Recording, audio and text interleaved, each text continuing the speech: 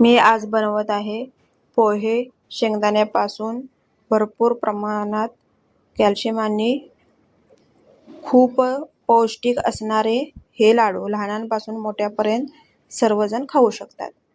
इथे 1 वाटी शेंगदाणे घेतलेले आहे. त्याच वाटीने पोहे घेतले 2 वाटी, सुकं खोबरे, तीळ, भोपळ्याचे बीड, काजू, बदाम, पिस्ता आणि शेंगदाणे ज्या वाटीने घेतले त्याच वाटीने 2 वाटी येथे गूळ घेतलेला आहे.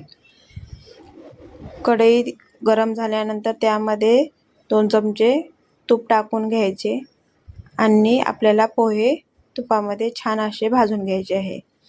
पोहे भाजताना गॅस मिडियम ठेवायचा आणि आपल्याला खरपूस होईस तोपर्यंत आपल्याला छान असे पोहे भाजून घ्यायचे आहेत.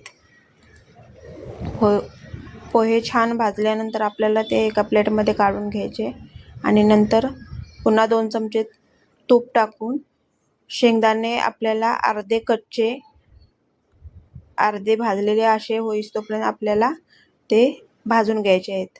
पूर्ण शेंगदाणे भाजून घ्यायचे नाहीत. शेंगदाणे अर्धे भाजून झाल्यानंतर त्यामध्ये आपल्याला तीळ, भोपळ्याची बी, काजू, बदाम, पिस्ता आणि सुके खोबरे टाकून 2 मिनटं छान असं गरम करून घ्यायचं आहे. हे प्रोसेस आपल्याला आता गॅसवरती करायची नाही, गॅस बंद करून करायची आहे. 2 ते 3 मिनटात हे आपले फक्त गरम करून घ्यायचे आहेत ड्रायफ्रूट आणि थंड करण्यासाठी ठेवायचे आहेत. आता येथे पोहे आणि ड्रायफ्रूट शेंगदाणा पूर्णपणे थंड झालेले आहेत. पोहे दळताना आपल्याला सेपरेट दळून घ्यायचे आहे, जेणेकरून जेवढे बारीक करता येईल तेवढे आपण करून घेऊ. हे पहा, जितकं बारीक करता येईल त्याप्रमाणे मी येथे पोहे मिक्सरवरती दळून घेतलेले आहेत. नंतर हे ड्रायफ्रूट आणि शेंगदाण्याचं मी हे जाडसर वाटून घेते, कारण का ते पुन्हाही आपल्याला मिक्सरला लावायचं आहे. हे जाडसर वाटून झाल्यानंतर त्यामध्ये मी येथे गूळ टाकून घेते. गूळ टाकून छान असं मिक्स करून घ्यायचं आणि मिक्स झाल्यानंतर आपल्याला पुन्हा ते मिक्सरला लावून घ्यायचं आहे.